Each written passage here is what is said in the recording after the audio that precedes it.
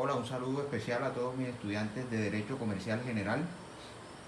En el día de hoy vamos a seguir con nuestro estudio de toda la normatividad general del derecho comercial en Colombia.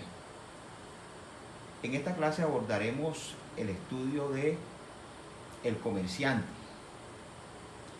y todo lo que tiene que ver con la noción de comerciante, la capacidad para ejercer el comercio, las inhabilidades, las incompatibilidades. Obviamente también abordaremos y definiremos el concepto de comerciante y así avanzaremos en nuestro estudio el día de hoy. Previamente ya hemos abordado los estudios de la Constitución Económica, hemos abordado los estudios correspondientes a las fuentes del derecho comercial y en consecuencia hoy abordaremos el estudio de todo lo que tiene que ver con el comerciante.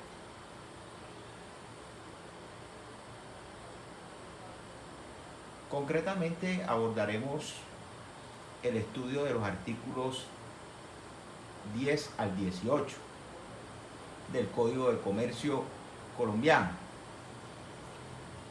Examinaremos a detalle cada una de estas normas que están definidas en el capítulo 10, desde el artículo 10 hasta el artículo 18 del Código de Comercio, las cuales se encuentran en el libro primero de este compendio normativo y que hacen referencia, tiene como título allí, de los comerciantes y de los asuntos de comercio.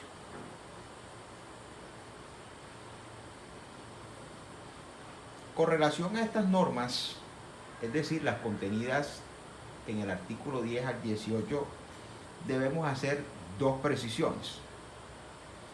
La primera de ellas es que debemos aclarar la importancia o que no debemos perder de vista que cuando estas normas se refieren a comerciante, aquí el término comerciante se utiliza no como su acepción común, como aquella persona que es intermediaria entre el fabricante y el consumidor. No, cuando hablamos de comerciante hablamos de una noción mucho más amplia. Comerciante en el término jurídico no es solamente el intermediario entre el fabricante y el consumidor, es también el que fabrica, o si vamos más allá, es el que extrae de la naturaleza la materia prima. El minero, por ejemplo, en el efecto jurídico de la palabra comerciante, se encuentra circunscrito a tal definición. Repito, entonces, la palabra comerciante en materia jurídica tiene una noción bastante amplia y no solamente se refiere a la persona que es intermediaria entre el fabricante y el consumidor, sino que no se refiere tanto al intermediario como el fabricante y aún se extiende a la persona que extrae la materia prima para la fabricación del producto. De igual manera también es comerciante la persona que presta servicio. Por consiguiente son también comerciantes las compañías hoteleras, por ejemplo, las compañías de seguro y en algunos casos podrían también ser comerciantes los profesionales cuando quiera que para la prestación de sus servicios establecen una organización empresarial. Lo segundo que debemos precisar en cuanto a las normas contenidas en el artículo 10 al 18 es que estas normas no solo aplican a los comerciantes, sino que aplican a todas las personas que no siendo comerciantes ejerzan actos de comercio. En consecuencia, no se necesita ser comerciante para que les sea aplicable el Código de Comercio. a una persona o a sus negocios. Como quiera que el Código de Comercio no es exclusivo de los comerciantes, ciertamente se refiere a ellos. Regula su actividad, determina sus obligaciones, pero además este código, como estatuto objetivo que es, debe aplicarse igualmente a todos los actos de comercio realizados por comerciantes y por no comerciantes. De modo que cuando una persona, por ejemplo, firma un pagaré, cuando ocasionalmente compra algún artículo para revenderlo y deriva de esa actividad una utilidad, frente a esos actos se debe aplicar la normatividad contenida en el Código de Comercio. Así lo advierte claramente el artículo 11 del Código de Comercio colombiano, que vamos a leer a continuación.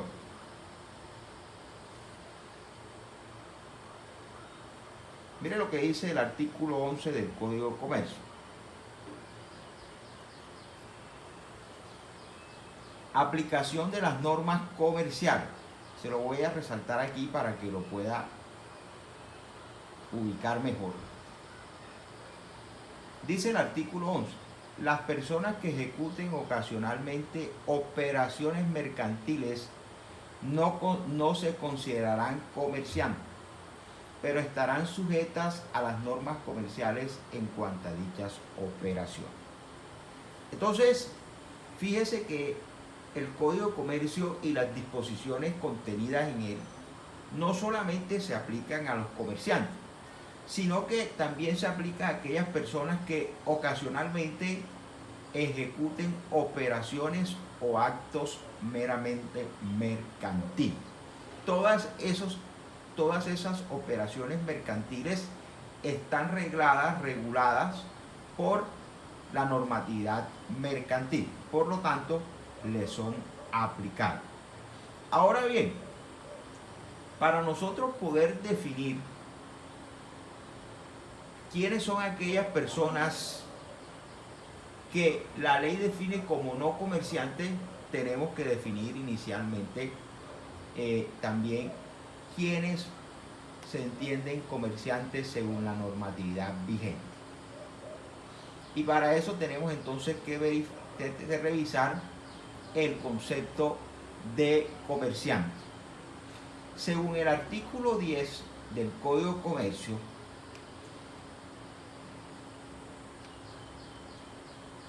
son comerciantes las personas que profesionalmente se ocupan en alguna de las actividades que la ley considera mercantiles. La calidad de comerciante se adquiere aunque la actividad mercantil se ejerza por medio de apoderado, intermediario o por interpuesta persona. Entonces, para la ley comercial, se considera comerciantes las personas que profesionalmente se ocupan en algunas de las actividades que la ley considera mercantil. ¿Cuáles son las actividades que la ley considera mercantiles? Por ejemplo, en el artículo 20 del Código de Comercio tenemos un listado de actividades que la ley considera mercantiles.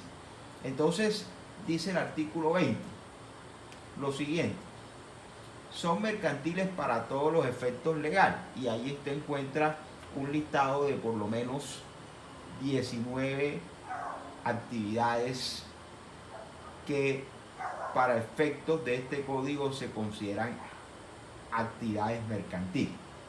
Por ejemplo, la adquisición de bienes a título oneroso, con destinos a enajenarlos en igual forma. La adquisición a título oneroso de bienes con destino a arrendarlos. El recibo de dinero en mutuo a interés. La adquisición o enajenación a título oneroso de establecimiento de comercio. Todas esas actividades se consideran actividades mercantiles. En ese orden de ideas, cuando una persona ejerza de manera profesional o se ocupe de manera profesional de alguna de esas actividades, la ley la considera mercantil. Ahora, ¿qué debemos entender por ocupación profesional? Debemos entender por ocupación profesional aquella actividad que ejerce la persona como su profesión o de la cual deriva su sustento, ¿verdad? Aquella actividad que la persona realiza diariamente como su actividad laboral, como aquella actividad, arte u oficio del cual deriva sus ingresos o su sustento. Además, la actividad profesional también supone que la persona disponga de todas unas herramientas y disponga de todos unos elementos que le permitan desarrollar esa actividad de manera organizada. Entonces, en ese sentido, el comerciante es la persona que se dedica profesionalmente a alguna actividad de comercio. Puede ser una o puede ser varias. Las personas que ocasionalmente ejercen actividades de comercio no se consideran comerciantes. Es así entonces que una persona en determinado momento y cuando quiera que se le presente una oportunidad puede adquirir un bien para luego revenderlo y sacar de ahí una utilidad, pero ello no constituye su actividad diaria, ni de ello deriva su sustento, sino que es una actividad ocasional. Sin embargo, frente a esa actividad, a esa persona le es aplicable la normatividad comercial. Siguiendo con la definición de comerciante, fíjese que el artículo 10 nos señala claramente que la actividad comercial se puede desarrollar por una persona natural o una persona jurídica. Conocido es por todos nosotros que en la legislación colombiana, concretamente en la legislación civil colombiana, se ha definido la existencia de personas naturales y de personas jurídicas. Las personas naturales son bien conocidas por cada uno de nosotros, son las personas como usted y yo. A eso la ley nos denomina personas naturales. Sin embargo, existen otro tipo de personas que la ley ha denominado personas jurídicas. La persona jurídica viene de una invención o una ficción que ha creado el legislador y que a un ente incorpóreo le ha dado los atributos de una persona. De tal manera que una persona jurídica tiene todos los atributos que tiene una persona natural. Así entonces, una persona jurídica tiene un nombre o razón social, tiene un número de identificación que se conoce como NIT, número de identificación tributaria, tiene un domicilio, que es el lugar donde ejecuta o desarrolla su actividad comercial. También tiene, además de tener nombre, domicilio, tiene capacidad de goce y capacidad de ejercicio. Entonces, una persona jurídica goza de todos los atributos de la personalidad.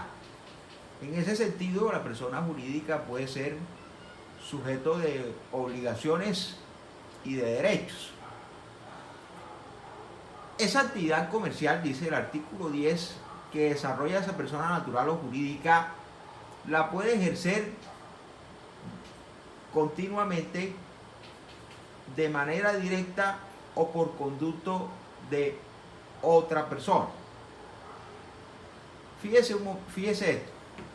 Las personas naturales pueden ejercer el comercio directamente o por un conducto de representante legal o convencional, o por conducto de apoderado o mandatario. Igual sucede con la persona jurídica. La persona jurídica como tal precisa, al ser un ente incorpóreo, al ser un ente ficticio al cual el legislador le ha atribuido, digamos, cualidades de una persona, requiere de un representante para poder ejercer el comercio. Entonces, normalmente, digamos que lo común es que las personas jurídicas ejerzan la actividad comercial a través de sus representantes. También lo pueden hacer a través de apoderados o de mandatarios. Entonces, pasemos a ampliar y a precisar un poco más el concepto de las personas jurídicas. Entonces, antes de pasar al concepto de personas jurídicas, quiero precisar y que nos quede claro la noción y el concepto de comercial. Lo voy a repetir, allí lo tienen, para que lo puedan ubicar rápidamente. Entonces, debemos de entender por comerciante, o el concepto de comerciante, debemos entenderlo de la siguiente manera. Es la persona natural o jurídica que ejerce de manera continua, directamente o por conducta o de otra, profesional o habitualmente, actos de comercio. Esa es una definición simple pero muy concreta de lo que es el concepto de comerciante. Hablemos entonces de la capacidad de las personas jurídicas. ¿Cómo adquieren las personas jurídicas esta capacidad? Porque, entre otras cosas, para ejercer el comercio se requiere que la persona tenga capacidad de ejercicio. Recordemos que la capacidad de goce es aquella capacidad que es inherente a todas las personas. En el caso de las personas naturales nacen con esa capacidad de goce. Cosa distinta es la capacidad de ejercicio, y esa capacidad de ejercicio es la que puede determinar si una persona está en la facultad o la capacidad legal para contraer obligaciones por sí misma o ser sujeto de derecho. En ese orden de idea, la capacidad de las personas jurídicas se adquiere en virtud de unos presupuestos legales. Entonces, para que una persona jurídica adquiera su capacidad, tiene que cumplir con algunos presupuestos de hecho que ha establecido la ley. Así entonces, el artículo 98 del Código de Comercio nos señala lo siguiente.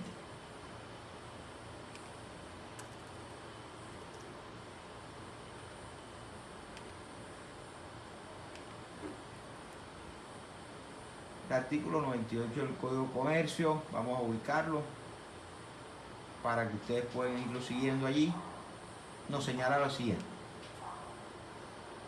Miren lo que dice. Cuando hablamos de personas jurídicas, hablamos concretamente de sociedades. Las sociedades pueden ser sociedades mercantiles o sociedades civiles. Entendemos por sociedades mercantiles las que se encuentran señaladas en el Código de Comercio, por ejemplo, la sociedad colectiva, la sociedad de responsabilidad limitada, la sociedad por acciones simplificadas, la encomandita simple, la encomandita por acciones, la sociedad anónima, en fin, y las sociedades civiles, a diferencia de las sociedades comerciales, son aquellas que no persiguen un ánimo de lucro y que encontramos entonces en ese ámbito asociaciones como de distintas índoles, fundaciones, corporaciones, ONG, asociaciones de profesionales, gremios, grupos, etcétera, etcétera. Entonces hay un gran número de sociedades y de asociaciones que constituyen personas jurídicas. Pero en tratándose de las personas jurídicas de naturaleza mercantil, el artículo 98 del Código de Comercio nos señala lo siguiente. Por el contrato de sociedad, dos o más personas se obligan a hacer un aporte en dinero, en trabajo o en otros bienes apreciables en dinero, con el fin de repartirse entre sí las utilidades obtenidas en la empresa o actividad social. Y aquí viene el punto que quiero resaltar. En el parágrafo segundo dice, en el párrafo segundo dice, la sociedad una vez constituida legalmente forma una persona jurídica distinta de los socios individualmente considerados. Fíjese lo que dice la nota. La sociedad una vez constituida legalmente, para que nazca la persona jurídica dentro del mundo jurídico, la sociedad tiene que constituirse en legal forma. ¿Qué quiere decir constituirse en legal forma? Lo que ellos quieren precisar es que la sociedad debe constituirse de conformidad a los presupuestos establecidos en la ley. Y los presupuestos establecidos en la ley los encontramos concretamente en el artículo 110 del mismo Código de Comercio, que nos señala lo siguiente. El artículo 110 del Código de Comercio nos dice cuáles son los requisitos para la constitución de una sociedad. Dice, la sociedad comercial se constituirá por escritura pública en la cual se expresará. Entonces, el presupuesto que los doctrinantes han llamado un requisito de forma de las sociedades mercantiles es el documento por el cual se constituye, y es la escritura pública. Para que la sociedad mercantil se constituya en debida forma, debe constituirse a través de escritura pública. Ese es un requisito de eficacia del contrato de sociedad, un requisito de forma. De tal manera que si la sociedad mercantil no se constituye por escritura pública, no se constituye legalmente, y si no se constituye legalmente carece de personalidad jurídica. Pero ¿por qué llegamos a esa conclusión? A esa conclusión podemos llegar fácilmente por lo preceptuado por el mismo artículo 498 del Código de Comercio, que nos señala textualmente lo siguiente. Mire lo que dice el 498. El 498 nos dice lo siguiente. La sociedad comercial será de hecho cuando no se constituya por escritura pública. Cuando una sociedad es de hecho, una sociedad es de hecho cuando no se constituye por escritura pública. Pero bueno, ¿y qué tiene que ver eso? Me podrá decir usted, doctor, ¿qué tiene que ver eso con la personalidad jurídica? Tiene que ver todo, porque resulta y acontece que una de las características principales de la sociedad de hecho es que carece de personería jurídica. De tal manera que en sus operaciones sociales los socios de hecho responden de manera directa por las operaciones sociales, por cuanto la sociedad, al no haberse constituido legalmente, es decir, a través de escritura pública, carece de personalidad jurídica. Esa personalidad jurídica que le permitía ser sujeto de derechos y de obligaciones. Entonces, en ese orden de ideas, la capacidad jurídica o la capacidad de las personas jurídicas se adquiere a través de la constitución en debida forma. Es decir, que se constituya a través de escritura pública. Quiero hacer una salvedad aquí para que de pronto no haya confusión posterior. Existe un tipo societario en Colombia denominado sociedades por acciones simplificadas, que la norma permite que se constituya por documento privado. Ello quiere decir que, en tratándose especialmente de ese tipo societario, el legislador ha dispuesto que no es necesario que se constituya por escritura pública. Pero eso no aplica de manera general. Solamente se puede constituir a través de documento privado la sociedad por acciones simplificadas, siempre y cuando no medien aportaciones de bienes susceptibles a la formalidad de la escritura pública. Si alguno de los socios realiza aportaciones de bienes susceptibles de escritura pública para su tradición en debida forma, necesariamente la sociedad tendrá que constituirse por escritura pública. Entonces, repito, las sociedades por acciones simplificadas se podrán constituir en debida forma a través de documentos privados, siempre y cuando no medien aportaciones de bienes sujetos a la formalidad de la escritura pública.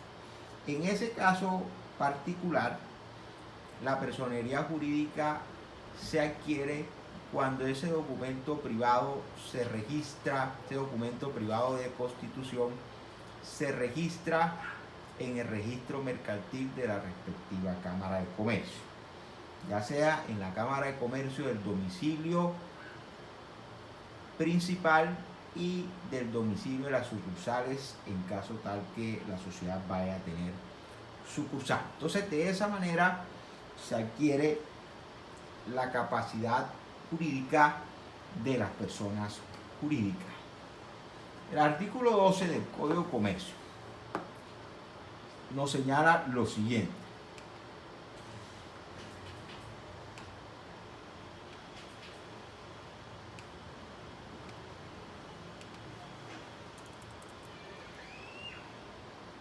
Mira cómo dice el artículo 12 del Código de Comercio. Personas habilitadas e inhabilitadas para ejercer el comercio. Entonces nos dice aquí esta norma: toda persona que según las leyes comunes tenga capacidad para contratar y obligarse es hábil para ejercer el comercio. Las que con arreglo a esas mismas leyes sean incapaces son inhábiles para ejecutar actos comerciales. Entonces hay algo muy importante aquí, y es que el Código de Comercio no se encarga de establecer o de regular de manera expresa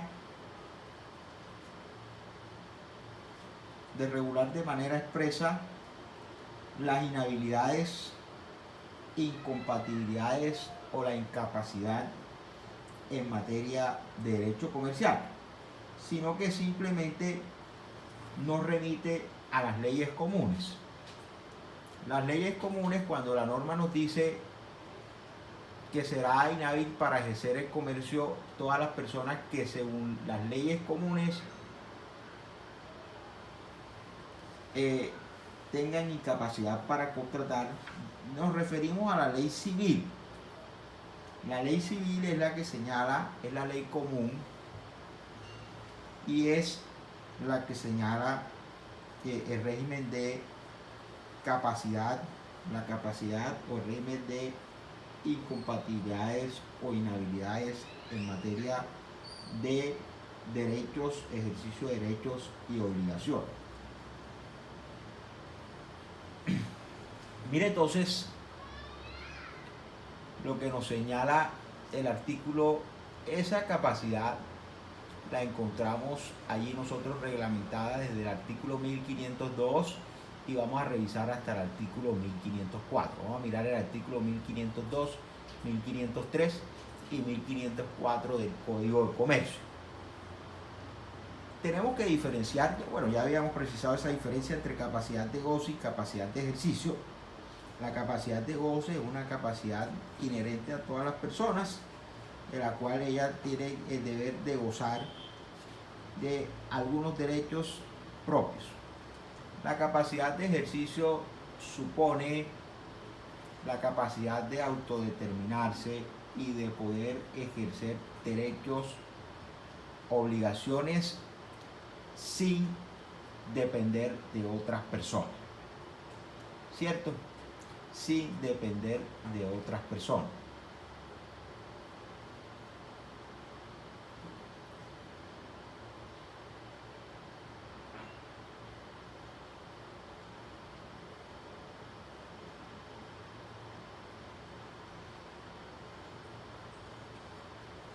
Entonces, repito, la capacidad de ejercicio o capacidad legal de una persona consiste en poder obligarse por sí misma sin ministerio o sin autorización de otra persona.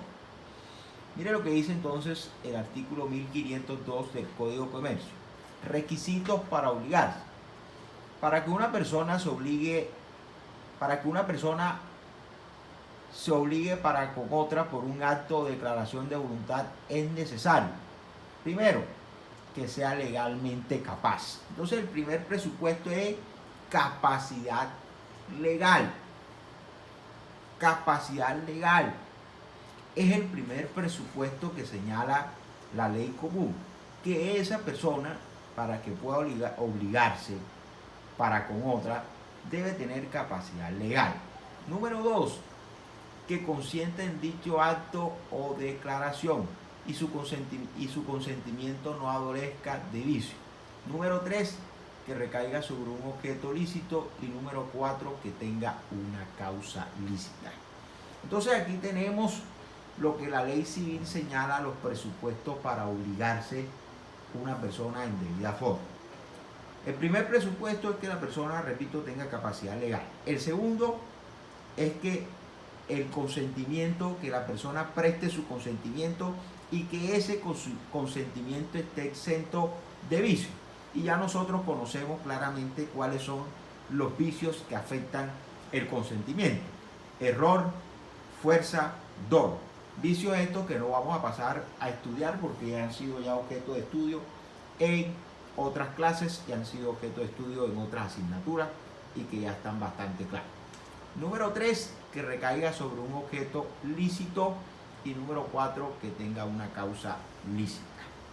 Entonces, fíjese claramente que no solamente esa persona tiene que tener una capacidad legal, sino que tiene que presentar su consentimiento, que ese consentimiento esté exento de vicio y que el objeto de ese acto de comercio sea lícito y que además tenga una causa lícita.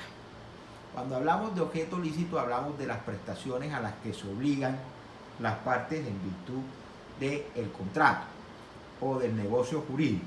Entonces, esas prestaciones a las que se obliga tienen que ser lícitas, no pueden ser contrarias a derecho ni contrarias a la ley. Ahora, la causa, cuando hablamos de la causa lícita, hablamos de los móviles o las razones que inducen a la persona a contratar. Entonces, esos móviles o esas razones también tienen que ser lícitas. ¿Ya? Entonces, es el primer requisito que nos señala aquí la norma, la capacidad. Quiero precisar algo acerca de la capacidad de ejercicio que señala el artículo 12 del Código de Comercio, porque el artículo 12 del Código de Comercio parece confundir la capacidad o la incapacidad con la inhabilidad y la incompatibilidad, cuando son términos totalmente distintos.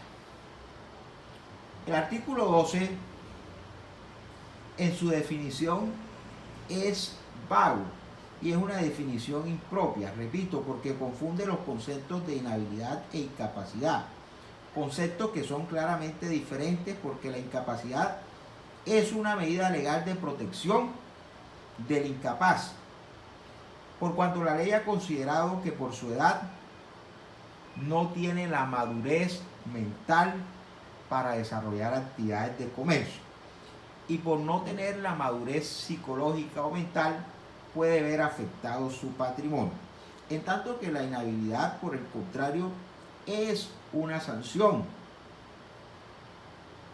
Cuando hablamos entonces de incompatibilidad, esta está más relacionada con el decoro, la independencia e imparcialidad en ciertos cargos públicos. Entonces, todos estos conceptos los vamos a precisar a continuación para que nos queden absolutamente claros. Para que nos queden absolutamente claros. El artículo 1503 del Código Civil a su turno nos señala lo siguiente.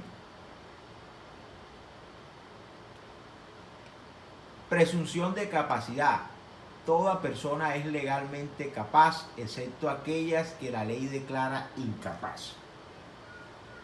Entonces, fíjense que la ley común parte de una presunción de que toda persona que realiza actos de comercio es capaz. Solamente son incapaces aquellas personas que la ley, ¿cuál ley? La misma ley civil. La misma ley civil determina que son incapaces. La incapacidad, la ley y la doctrina han señalado que la incapacidad puede ser una incapacidad absoluta o una incapacidad relativa.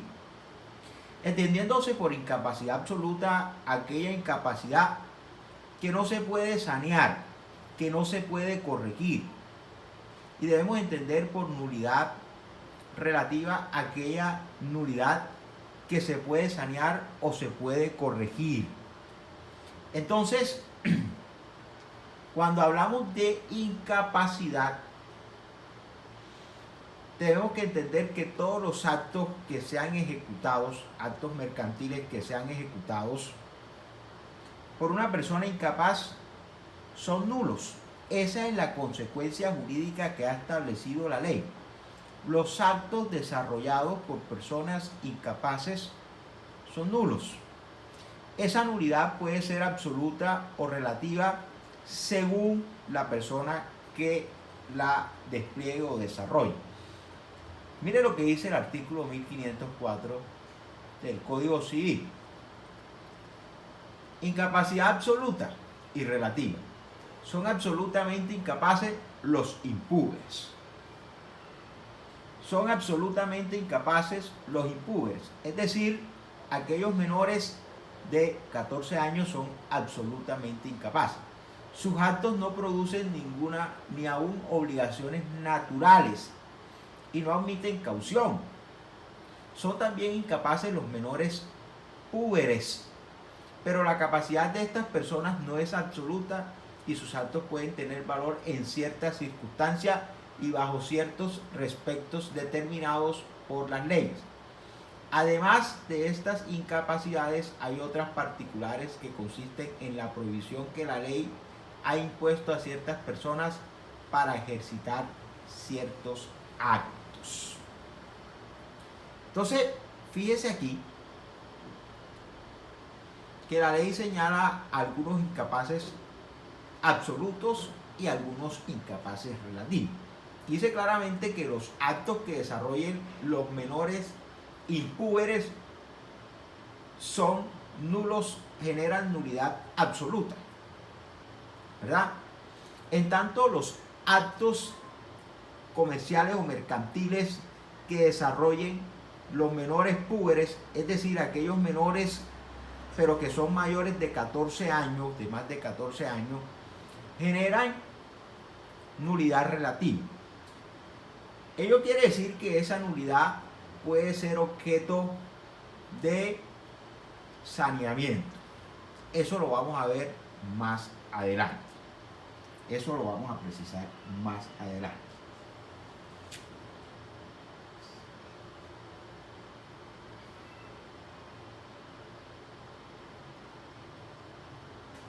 Estos menores que señala la ley como incapaces pueden ejercer el comercio siempre y cuando cumplan con los tres siguientes requisitos.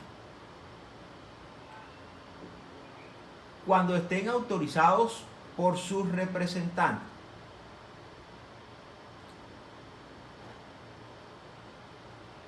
No pueden ejercerlo a nombre propio. Debe obrar bajo responsabilidad de terceros representantes. En esos casos, cuando lo haga de esa manera, puede desarrollar, los menores pueden desarrollar actos mercantiles, siempre a través de un representante, a nombre de representante, ¿verdad? Y bajo la responsabilidad de esos terceros representantes. ¿Por qué? Porque lo que la ley busca, como habíamos dicho anteriormente, es proteger el patrimonio del menor. El legislador y la norma parte del supuesto de que el menor no tiene, digamos, la madurez psicológica para obligarse.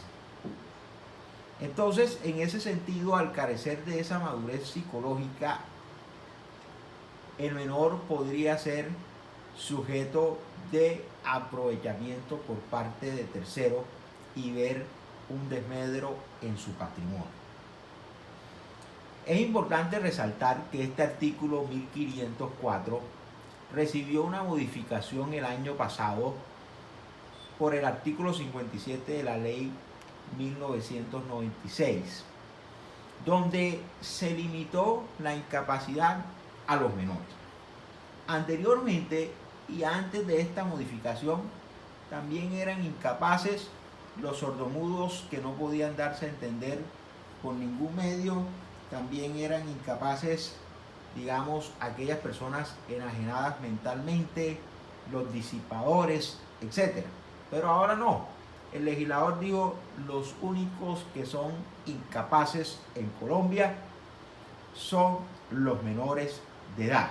Entonces, en ese sentido, como la ley civil ha dispuesto ese régimen, aplica entonces para los actos comerciales. Son incapaces para desarrollar actividades comerciales de manera absoluta, los incapaces absolutos, los menores púberes, y incapaces relativos, los menores púberes.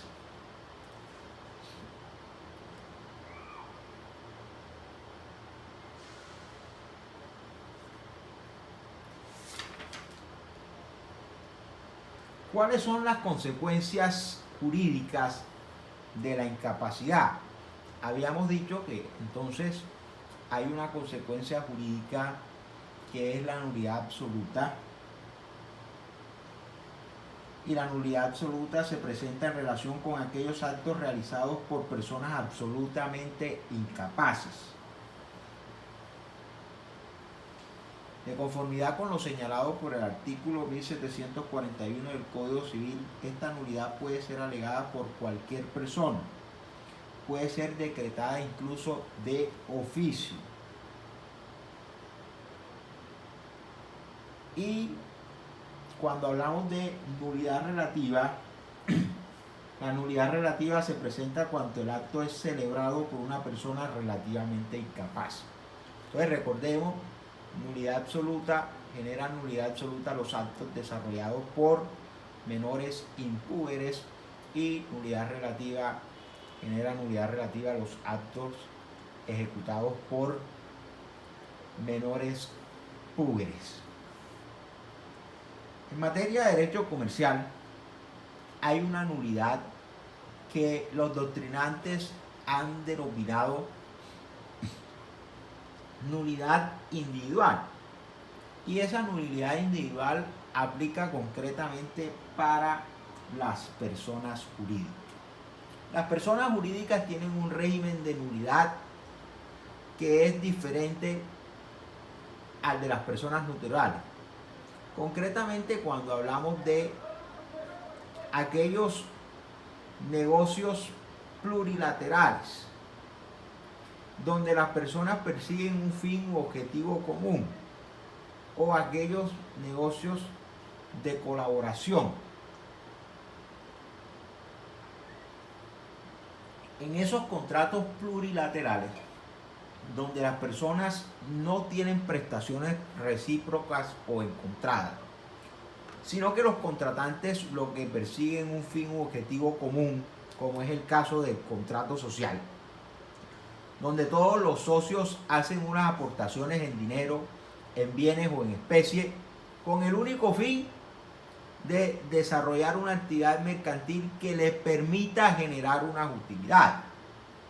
Ahí no hay prestaciones encontradas, como por ejemplo en el contrato de compraventa, donde el vendedor tiene una prestación que es la de vender y el comprador tiene una prestación que es la de comprar. Así entonces hay negocio jurídico o acuerdo de voluntades cuando se encuentran estas prestaciones. El vendedor puede vender porque encuentra quien quiera comprar, y el comprador puede comprar porque encuentra quien quiera vender. De tal manera que si el comprador quiere comprar pero no encuentra quien venda, no puede haber negocio jurídico. es necesario que haya encuentro de esas prestaciones, que hayan prestaciones recíprocas para que pueda consumarse el negocio jurídico. Y esas prestaciones recíprocas son el deseo por una parte de vender y por el otro lado el deseo de la otra parte de comprar. ¿Cierto? Ahí ese es lo que se llaman los negocios jurídicos o los contratos bilaterales. En tanto que en los negocios plurilaterales no hay prestaciones recíprocas.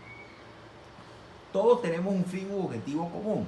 Todos los contratantes tienen un fin u objetivo común. Todos realizan unas aportaciones de dinero, de especies, de trabajo, ¿verdad? Con el único fin de generar utilidades y repartirse en la utilidad. Entonces, en estos negocios jurídicos, como no existen prestaciones encontradas, hay un régimen de nulidad que se llama el de nulidad individual, que lo tenemos por el de nulidad individual, y ese régimen de nulidad individual supone que supone entonces que la nulidad, en principio, ojo, la nulidad que recaiga sobre uno de los contratantes no afecta el negocio jurídico ni cobija a los demás contratantes. Eso lo señala el artículo 903 del Código de Comercio. Vamos a revisarlo rápidamente para aclarar esto. Mire lo que dice aquí. Nulidad en los negocios jurídicos plurilaterales. En los negocios jurídicos plurilaterales, cuando las prestaciones de cada uno de los contratantes se encaminen a la obtención de un fin común, la nulidad que afecte el vínculo respecto de uno solo de ellos no acarreará la nulidad de todo el negocio, a menos que su participación según las circunstancias sea esencial para la consecución del fin previsto. Entonces, así si un grupo de personas han hecho unas aportaciones en dineros, en bienes o en trabajo para constituir una sociedad, una persona jurídica, y resulta que mañana se determina que los dineros que uno de ellos aportó eran dineros ilegales, producto de actividades ilícitas, esa nulidad no afecta el negocio jurídico, porque esa nulidad solamente concurre en cabeza de persona. La única forma que afecte el negocio jurídico es, como señala la norma, que se llegue a precisar que su participación sea determinante para el negocio. Es decir, que el negocio se haya constituido en razón de esa persona, que sin esa persona no es posible desarrollar la actividad que iba a desarrollar la empresa social. Entonces volvamos con eso hemos definido claramente las consecuencias jurídicas de la incapacidad. Repito, son 3. La incapacidad puede generar incapacidad absoluta cuando los actos son ejercidos por incapaces absolutos, incapacidad relativa cuando los actos son ejercidos por incapaces relativos, e incapacidad individual cuando estamos hablando de personas jurídicas y cuando esta nulidad recae sobre una de las personas, de los socios del contrato social. Inhabilidades e incompatibilidades del comerciante. Inhabilidades e incompatibilidades del comerciante.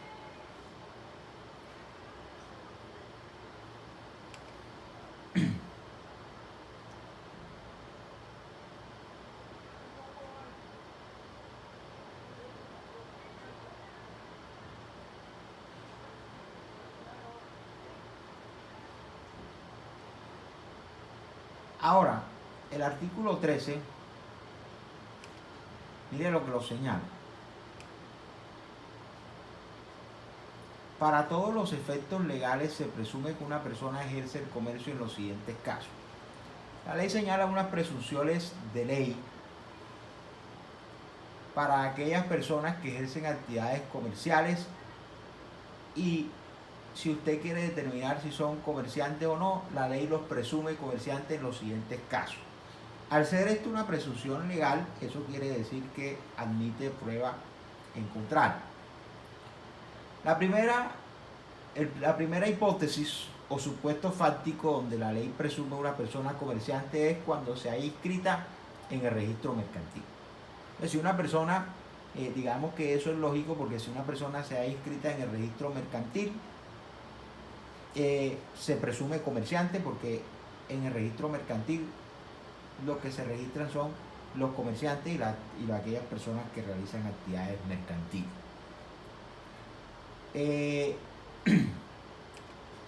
Aunque también por algunas disposiciones se registran allí en Cámara de Comercio algunas personas jurídicas sin ánimo de lucro.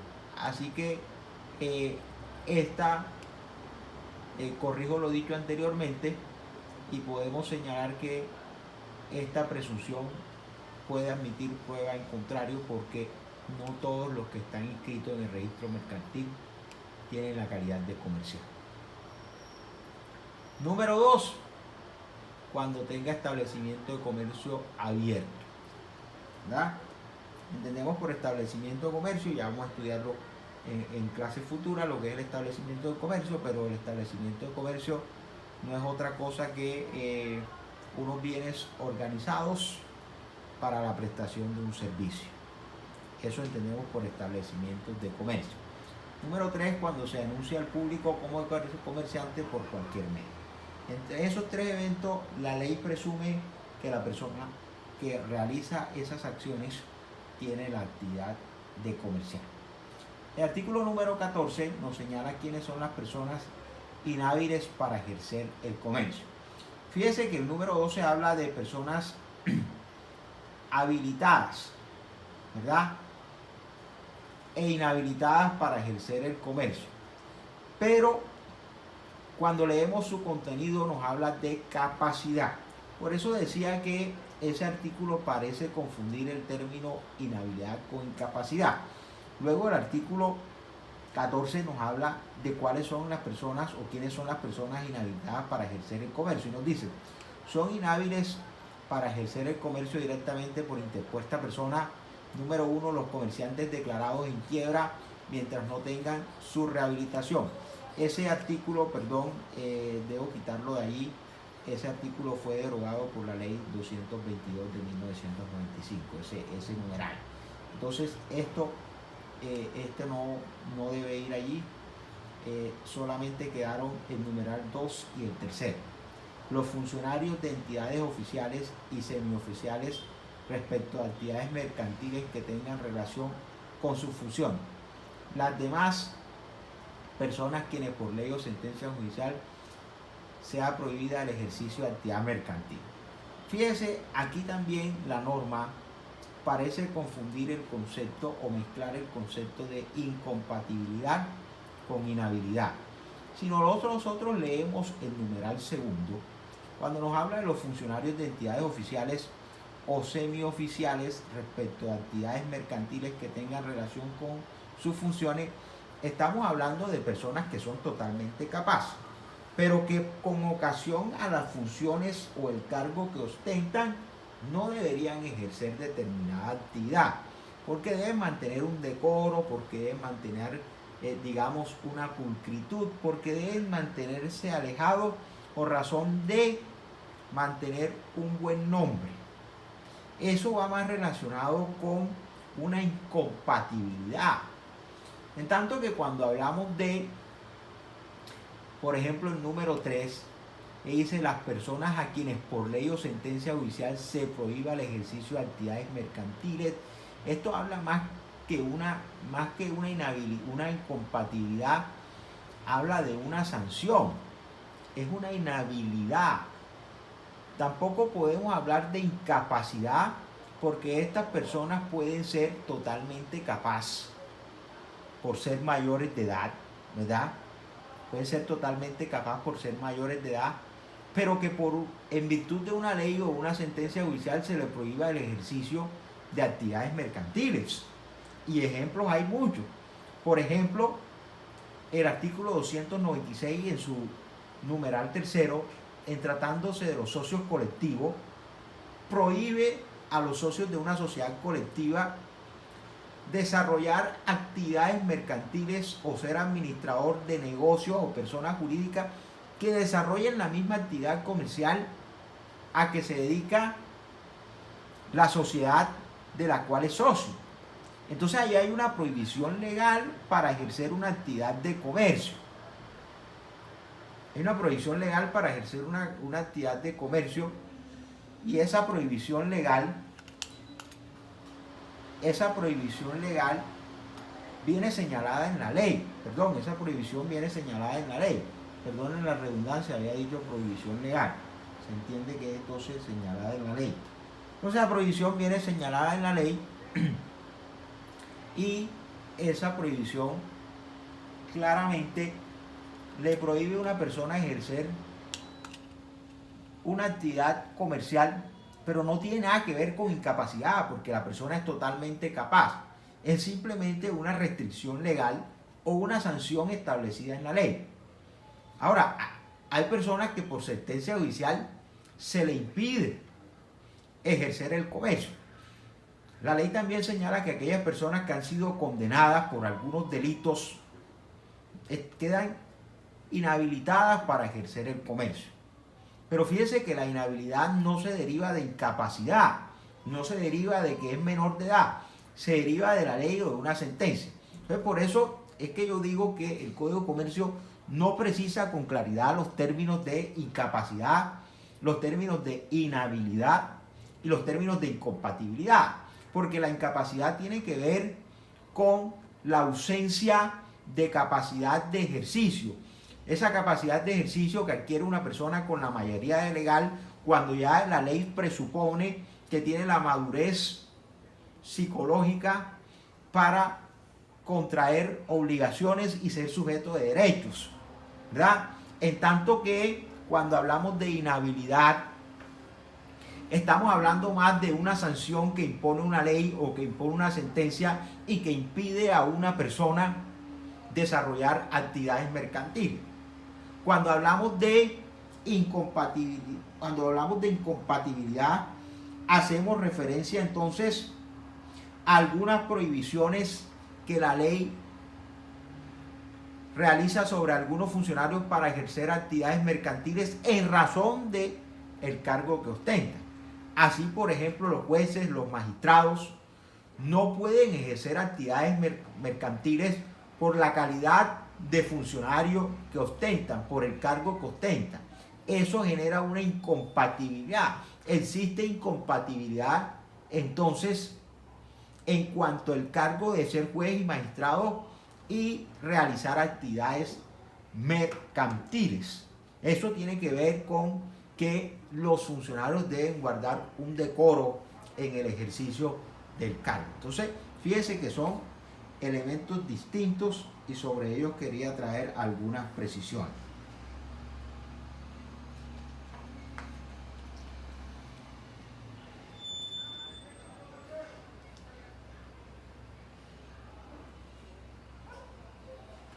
Podríamos resumir entonces las diferencias entre incapacidad e inhabilidad de la siguiente manera.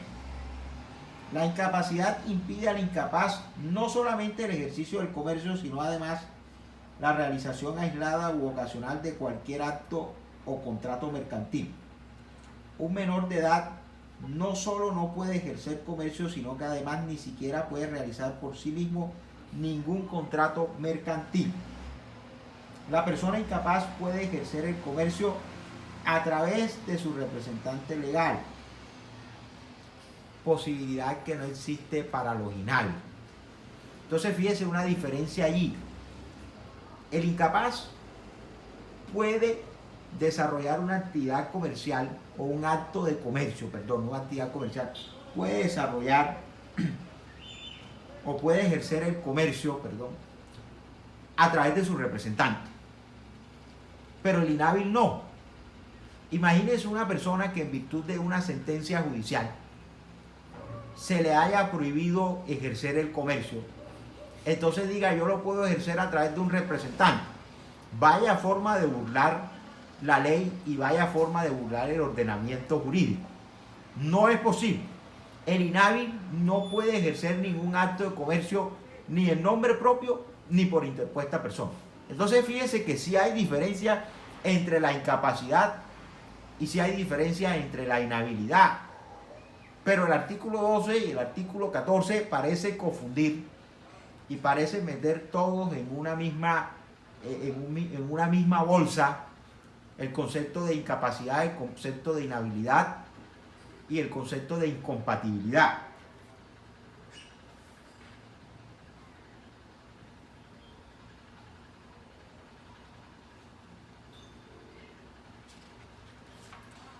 Finalmente, para ver unos casos de incompatibilidades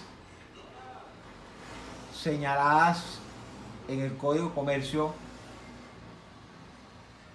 vamos a encontrar el artículo 16 nos dice lo siguiente: delitos que implican prohibición del ejercicio del comercio como pena accesoria. Fíjese, siempre que se dicte sentencia condenatoria por delitos contra la propiedad, la fe pública, la economía nacional, la industria y el comercio, o por contrabando, competencia desleal, usurpación de derechos sobre propiedad industrial, giro de cheques sin provisión de fondos o contracuenta cancelada, se impondrá como pena accesoria la prohibición para ejercer el comercio por 10 años. Entonces, esta sanción, fíjese, es una sanción que establece la ley por 10 años, pero no es una sanción dirigida contra incapaces. Es una sanción dirigida contra personas que son perfectamente capaces y que se encuentran desarrollando actividades mercantiles, es decir, personas mayores de edad. Porque una persona que realiza estos actos y que es condenada en sentencia judicial puede ser una persona mayor de edad o debe ser una persona mayor de edad. Entonces fíjese que no tiene nada que ver con incapacidad. Esto es una sanción que se establece a través de una sentencia y que tiene una pena de 10 años. Es decir, durante esos 10 años esa persona queda inhabilitada para ejercer el comercio. Y repito, no lo puede ejercer ni en nombre propio ni por interpuesta persona. Entonces fíjese la diferencia que hay entre la inhabilidad y la incompatibilidad. Perdón, entre la inhabilidad y la incapacidad. También hay diferencia entre incapacidad e incompatibilidad. La incapacidad, la incompatibilidad también se predica de personas totalmente capaces, pero que en virtud del cargo o las funciones que ostentan no deben ejercer, la ley les prohíbe ejercer el comercio, ¿verdad? Entonces fíjense que también hay diferencias entre inhabilidades, incapacidades e incompatibilidades. La inhabilidad sobreviniente es aquella inhabilidad que le sobreviene a una persona en ejercicio de una actividad. Así, por ejemplo, el comerciante que viene desarrollando una actividad comercial, pero que es condenado en una sentencia judicial con pena accesoria que le inhabilite ejercer el comercio, eso le genera lo que se llama una inhabilidad sobreviniente. En cuanto a las personas jurídicas, tenemos que señalar que la capacidad de ejercicio se suscribe a lo que la doctrina ha señalado el principio de especialidad de las personas jurídicas. ¿En qué consiste ese principio de especialidad de las personas jurídicas? Ese principio de especialidad de las personas jurídicas consiste en que las personas jurídicas solamente pueden desarrollar aquellas actividades contenidas en su objeto social. En ese orden de ideas, el objeto social debe señalar cuáles son las actividades a las que se va a dedicar la persona jurídica. Fíjese lo que dice el artículo 99 del Código de Comercio. La capacidad de la sociedad se circunscribirá al desarrollo de la empresa o actividad prevista en su objeto. En ese orden de ideas, el objeto social de una persona jurídica puede ser único o puede ser variable. Es único cuando se establece que la sociedad se va a dedicar a una única actividad mercantil. Por ejemplo, se va a dedicar a la compra, adquisición de bienes para su reventa. En ese sentido, el objeto social es único. Pero hablamos de que una persona jurídica o una sociedad tiene un objeto social, variado cuando dentro de sus actividades incluye más de una actividad mercantil. Así entonces hablamos de un objeto social variado cuando, por ejemplo, además de incluirse la actividad de comprar bienes para su reventa, también se incluye la actividad correspondiente a la construcción, elaboración o manutención de algunos bienes. Entonces ahí hay más de una actividad, en ese sentido la actividad variada, pero en todo caso la capacidad de ejercicio, la capacidad jurídica de la persona, de la sociedad, estará limitada a las actividades. Eso quiere decir que la sociedad no puede desarrollar ninguna actividad que no esté incluida dentro del objeto social. Cuando nosotros revisamos el artículo 110 del Código de Comercio, que ya leímos anteriormente, ahí nosotros encontramos todos los elementos que debe contener la escritura pública de constitución de la sociedad. Allí, por ejemplo, creo, si mal no estoy, el numeral 4 señala el objeto social, y el objeto social es una enunciación clara y expresa de todas las actividades a las que se va a dedicar la sociedad. En ese objeto social, entonces debe incluirse todas las actividades que va a desarrollar la sociedad. Entonces es fácil determinar la capacidad jurídica de todas las personas, de todas las personas jurídicas, porque están contenidas en su objeto social. Es cuestión de revisar la escritura pública y mirar la cláusula que dice objeto social, y ahí estarán las actividades a las que se puede dedicar la sociedad. De tal manera que si encontramos que la sociedad desarrolla alguna actividad que no esté contenida en su objeto social, entonces eso está viciado de nulidad.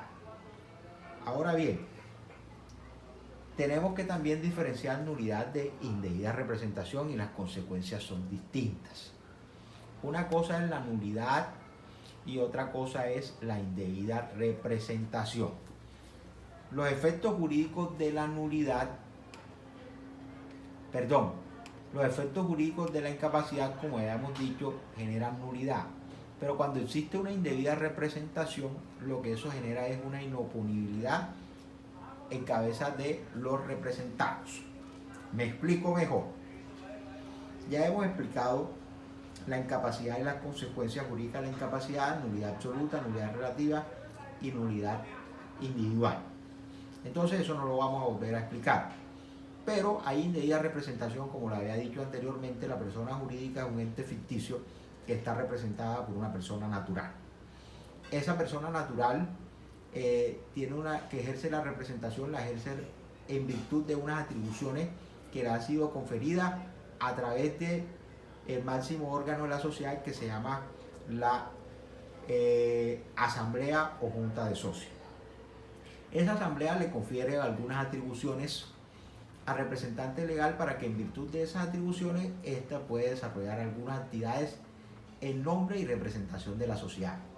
Cuando el representante legal de la sociedad ejerza algunas funciones que no estén contenidas que no hagan parte de las atribuciones dadas por la asamblea, existe una indebida representación. Esa indebida representación lo que genera es una inoponibilidad. Mire lo que dice el artículo 1266 del Código de Comercio.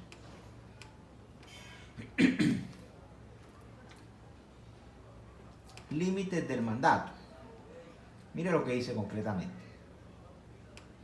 El mandatario no podrá exceder los límites de su encargo. Los actos cumplidos más allá de dichos límites solo obligarán al mandatario, salvo que el mandante los ratifique. Entonces, fíjate que todo lo que haga el representante, el mandatario, por fuera de las facultades conferidas, no obligan o le son inoponibles al representado o al mandante. En ese caso, el mandatario, el representante, se obliga a nombre propio. Se obliga a nombre propio. Bueno.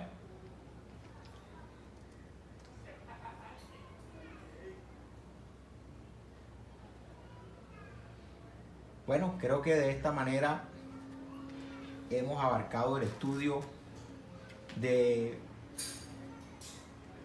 los artículos señalados del artículo 10 al 18 del Código de Comercio, todo lo relacionado con los comerciantes y los asuntos de comercio. Entonces, definimos claramente el concepto de comerciante, la aplicación de las normas de este Código de Comercio, definimos los aspectos relacionados con la incapacidad, inhabilidad e incompatibilidad, la presunción del ejercicio del comercio, quiénes son las personas que se presumen comerciantes, las inhabilidades para ejercer el comercio, también hablamos de las incompatibilidades, los delitos que tienen como sanción, como pena accesoria, la inhabilidad para ejercer el comercio.